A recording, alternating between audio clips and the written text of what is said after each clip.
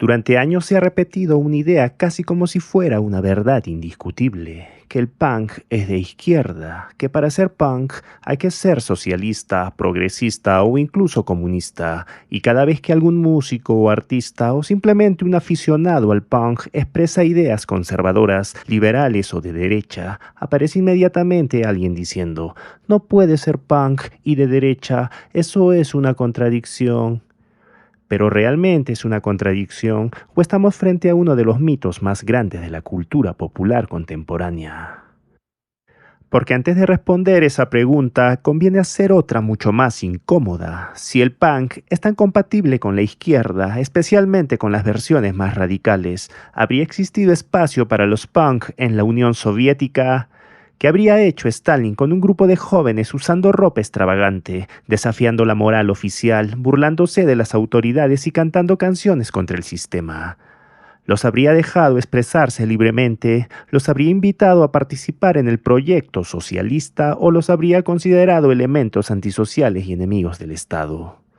La respuesta parece bastante evidente. La Unión Soviética no era precisamente famosa por tolerar la disidencia cultural, un régimen que perseguía escritores, encarcelaba opositores políticos y controlaba estrictamente la producción artística, difícilmente habría permitido el florecimiento de una subcultura basada en la irreverencia y el desafío permanente a la autoridad. La misma pregunta podemos hacerla respecto a Mao Zedong. ¿Qué habría ocurrido durante la Revolución Cultural China si un grupo de jóvenes hubiera decidido adoptar una estética punk, escuchar música occidental, cuestionar las consignas oficiales y burlarse de las estructuras de poder? La respuesta probablemente no habría sido una celebración de diversidad cultural, habrían sido acusados de representar influencias burguesas, decadentes y contrarrevolucionarias. ¿Y qué ocurre con Cuba? ¿Qué espacio tendría una subcultura profundamente antiautoritaria dentro de un sistema donde durante décadas la crítica abierta al gobierno tuvo consecuencias reales para artistas, periodistas y disidentes? ¿Acaso el espíritu punk, entendido como una rebelión constante contra el poder establecido, encaja cómodamente dentro de una estructura política que exige lealtad ideológica? Estas preguntas son importantes porque revelan una contradicción fundamental. Muchos intentan presentar al punk como una extensión natural de la izquierda política, pero históricamente el punk nació como una rebelión contra las estructuras de poder en general, no como un instrumento al servicio de una ideología específica. Para entender esto, hay que regresar a los años 70, cuando el punk surge en medio de una profunda crisis económica y social. Gran Bretaña atravesaba desempleo masivo, inflación, conflictos laborales y una sensación generalizada de decadencia. Miles de jóvenes sentían que el sistema les había fallado, no creían en los políticos, no confiaban en las instituciones y no tenían expectativas de un futuro mejor. En ese contexto aparece el punk.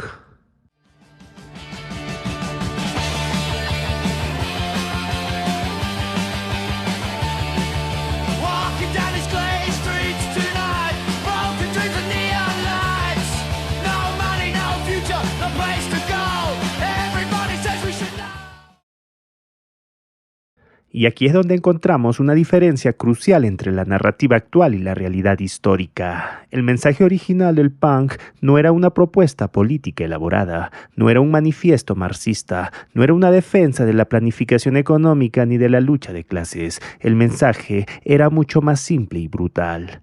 No future, no hay futuro. Esa era la esencia. Una mezcla de frustración, nihilismo, rabia y rechazo hacia todo aquello que representaba autoridad.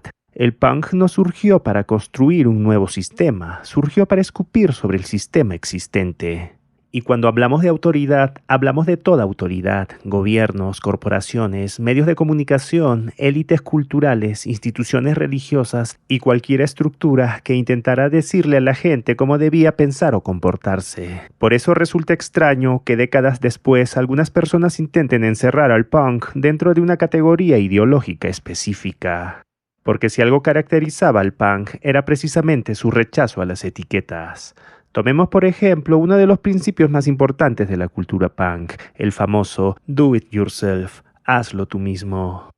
Los punk no esperaban que una gran compañía discográfica les diera permiso para grabar su música. creaban sus propios sellos, no esperaban que una empresa diseñara su ropa, la hacían ellos mismos y no esperaban la aprobación de las instituciones culturales, construían sus propios espacios. Era una cultura basada en la autosuficiencia y la independencia. Y esto plantea una cuestión interesante. ¿Se parece más esa filosofía a la dependencia de estructuras colectivas centralizadas o al individualismo radical?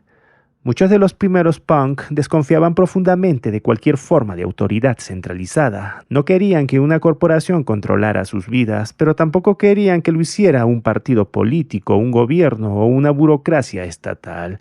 Su instinto era cuestionarlo todo. Y ese impulso de cuestionar permanentemente es precisamente lo que hace tan difícil convertir al punk en propiedad exclusiva de la izquierda o la derecha. Sin embargo, hay otro hecho histórico que suele ignorarse.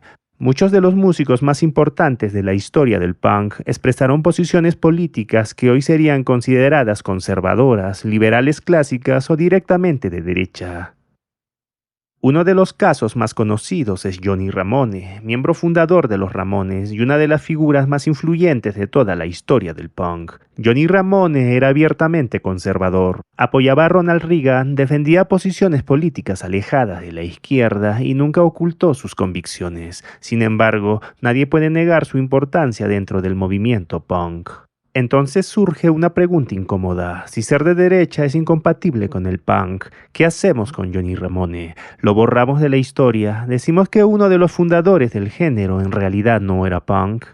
La misma situación encontramos con John Lydon, más conocido como Johnny Rotten, vocalista de los Sex Pistols. Durante años fue considerado uno de los símbolos de la rebeldía punk, pero con el tiempo expresó simpatía por posiciones políticas que escandalizaron a muchos de sus antiguos admiradores. Apoyó el Brexit, defendió algunas posiciones conservadoras y criticó abiertamente aspectos de la cultura progresista contemporánea. ¿Dejó de ser punk por eso? O quizás la verdadera pregunta es otra. ¿Acaso lo más punk que podía hacer era precisamente desafiar las expectativas ideológicas de quienes intentaban convertirlo en una mascota política?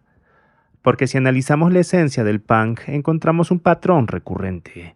El punk siempre tendió a oponerse a lo que se percibía como pensamiento dominante. En los años 70 el establishment era una cosa, hoy el establishment cultural es otra muy diferente. Actualmente gran parte de las grandes universidades, la industria del entretenimiento, Hollywood, los medios de comunicación tradicionales y muchas corporaciones multinacionales promueven discursos progresistas.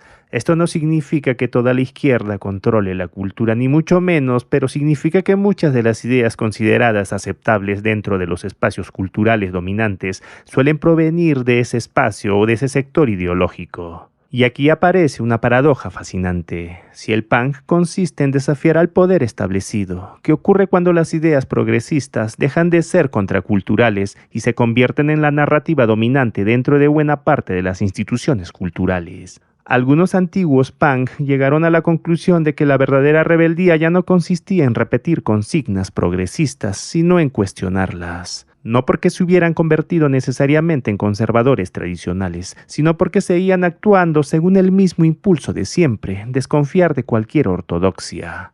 Y quizás aquí encontramos la clave para entender todo este debate. La verdadera esencia del punk nunca fue la izquierda ni la derecha, fue la irreverencia, fue el rechazo a la obediencia ciega, fue la negativa a aceptar dogmas impuestos desde arriba. Por eso los regímenes autoritarios tienen problemas con el espíritu punk, porque estos sistemas exigen conformidad, necesitan ciudadanos disciplinados, necesitan que ciertas ideas no sean cuestionadas. El punk, en cambio, prospera en el cuestionamiento permanente. No le interesa la pureza ideológica, no le interesa encajar perfectamente dentro de un programa político, le interesa incomodar, le interesa desafiar, le interesa señalar las contradicciones del poder, y precisamente por eso resulta tan difícil de apropiarse de él. Quizás la afirmación correcta no sea que el punk es de izquierda o que el punk es de derecha. Quizás la realidad es mucho más simple. El punk es auténtico y es antidogmático.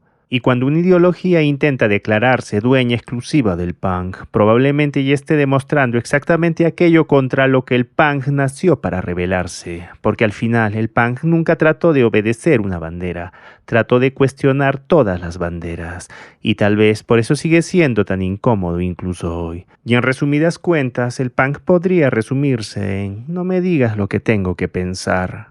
Libertad negativa. En última instancia, el punk nunca fue una doctrina política cerrada ni un manual ideológico. Fue ante todo una actitud de desconfianza permanente hacia cualquier forma de autoridad que pretendiera decirle al individuo cómo debía pensar, vivir o expresarse. Por eso, cuando analizamos su esencia más profunda, descubrimos que el punk está mucho más cerca de la libertad negativa que de la libertad positiva. Su pregunta fundamental nunca fue ¿cómo construimos la sociedad perfecta?, sino ¿quién eres tú para decirme cómo debo vivir? Esa defensa radical de la autonomía individual, de la libre expresión y del rechazo a la imposición ideológica explica por qué el punk chocaría frontalmente con todo atisbo totalitario. El verdadero espíritu del punk no busca obedecer una causa colectiva, busca preservar el derecho del individuo a desafiar todas las causas colectivas cuando éstas intentan convertirse en una nueva autoridad.